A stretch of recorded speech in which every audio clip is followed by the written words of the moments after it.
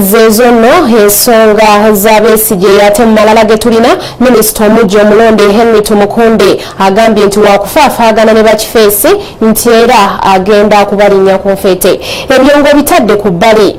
Ssaabawolereza wa gavumenti omujja akuutiddwa okutuukiriza obulungi obuvunaanyizibwa bwe obwamuweereddwa kubanga eggwanga litambulira ku ye. Abadde ssaabawolereza Fred Ruhindi ye yakuutidde bw'ati munne amuddidde mu bigere William Byaruhanga bw'abadde amukwasa woofiisi eno.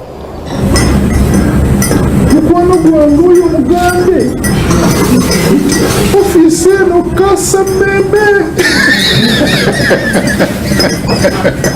Abadde ssaabawolereza wa gavumenti Frederick Ruhindi awaddeyo ofiisi ye eri amuddiridde mu bigere William Byaruhanga ku kifo kino ekya ssaabawolereza. Ruhindi akuutidde munne William Byaruhanga okubeera omukozi wankubadde nga ofiisi eno erimu okusoomoozebwa kungi. Whatever you go through really, in my opinion is that whatever challenging situation faces you and you are still in there, do your work there. Omumyuka wa ssaabawolereza Mwesiga Rukutana agambye nga ofiisi yaabwe bwekola omulimu ogw'amaanyi ng'ate eggwanga terimanyi ebyo bye bakola wabula babamanyanga emisango gibasinze. It's so unfortunate that on the wrong side when our clients, the ministries, lose cases, it's always the Attorney General to be blamed.